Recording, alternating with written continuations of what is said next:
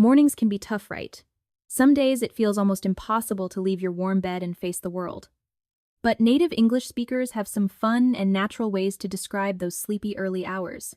Let's take a look at how they talk about their mornings, using idioms that sound real friendly and easy to use. First, we have sleep in. This is something we all love to do, especially on weekends. When you sleep in, it means you wake up later than usual. For example, I love sleeping in on Sundays. It sounds relaxed and natural. Next comes drag yourself out of bed. It perfectly describes that moment when your alarm goes off, but your body says, nope. You force yourself to get up even when you don't want to. We all know that feeling. Once you finally make it out of bed, you might splash water on your face.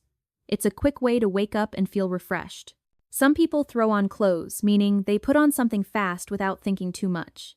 You could say, I threw on a t-shirt and jeans and ran out the door. It's very casual and common in daily speech. Before heading to work or school, many people need a little energy boost. That's when we grab a bite or chug our coffee. Grab a bite means eating something quickly, maybe a snack or a sandwich. Chug your coffee means drinking it fast because you're in a rush. We've all been there, running late, but still needing caffeine to survive. Finally, you might whip up a quick breakfast or fuel up for the day. Whip up means to make something fast, like eggs or oatmeal. Fuel up is a fun way to say you're eating to get energy, just like a car needs gas to run. So mornings don't have to be boring. With these idioms, you can talk about your daily routine like a native speaker and sound much more natural when you describe your start to the day.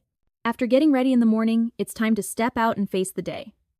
Native English speakers use some very natural and colorful idioms to describe leaving the house and commuting to work, school, or anywhere they need to be. Learning these expressions will help you sound much more fluent and confident when you talk about your daily routine. Let's start with head out the door. It simply means to leave your home or any place. You can say, I grabbed my bag and headed out the door. It's casual and friendly, just like something a native speaker would say. Once you're outside, you might hop on the bus. The word hop makes it sound quick and light. It's much more natural than saying, get on the bus. For example, I hopped on the bus just in time. If you're driving to work, you probably know the feeling of trying to beat the traffic. That means leaving early to avoid getting stuck in a traffic jam. You might say, I left at 6 to beat the traffic. But sometimes, no matter how early you leave, things don't go as planned, and you end up running late. That's when you say, I'm running late, I'll be there soon. It's one of the most common phrases people use every morning. On good days, though, everything goes smoothly, you make good time. That idiom means you travel faster than expected or that your journey is going well.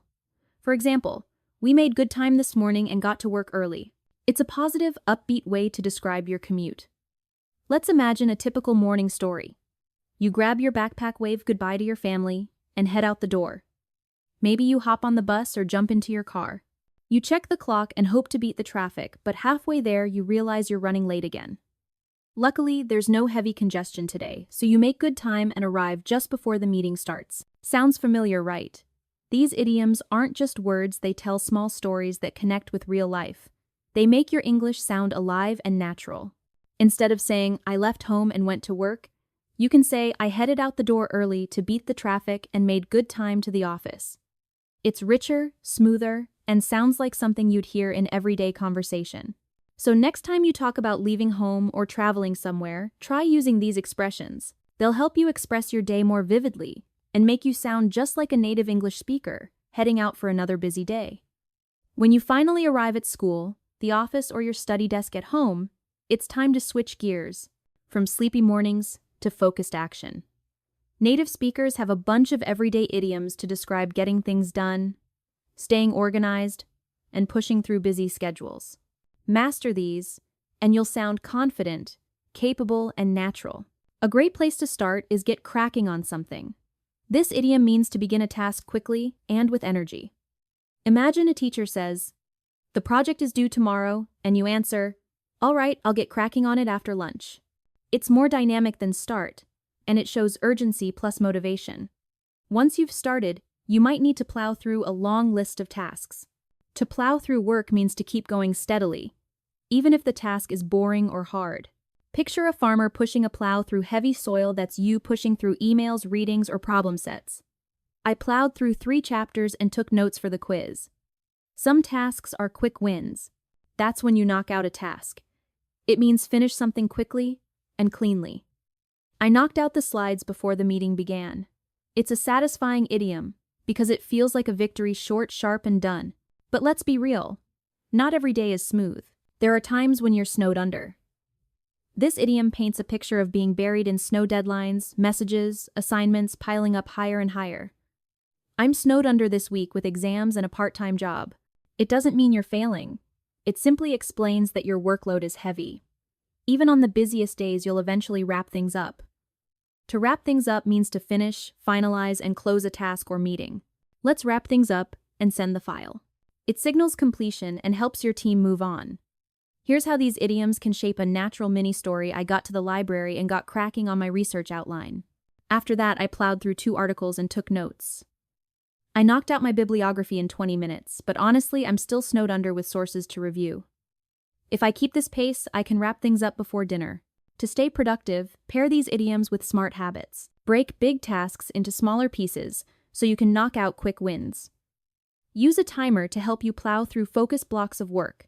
When you're snowed under, prioritize what must be done today and what can wait. Finally, schedule a clear stopping point so you can wrap things up and protect your evening. These expressions don't just describe work, they shape your mindset.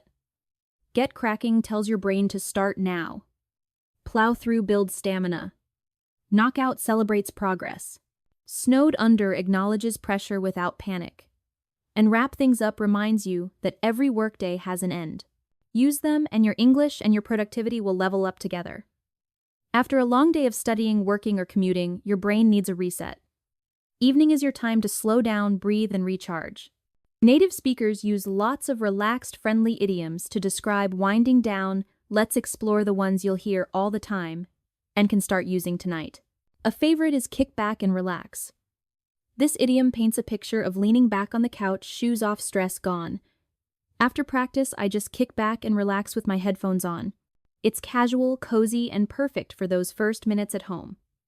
Sometimes you want fun, not silence. That's when you catch up on a show. Maybe you missed last night's episode or a friend recommended a new series. I'm catching up on the latest season tonight. It sounds current and social, as if you're part of the conversation everyone's having. But before you get too comfortable, you might want to freshen up. This means a quick reset. Wash your face, change your shirt, fix your hair. I'll freshen up and join you for dinner. It's simple, polite, and very common when transitioning from outside to home mode. Need a snack run? You can pop into a shop. The verb pop makes the action sound quick and light. I popped into the store for chips and salsa. It's perfect for those short errands on the way home. If the day felt stuffy or stressful, step outside and catch some fresh air. This idiom is about a short mental break, not a long hike. We took a walk to catch some fresh air. It's calm, healthy, and sounds very natural. Evenings are also when bad habits creep in. We scroll through our phone.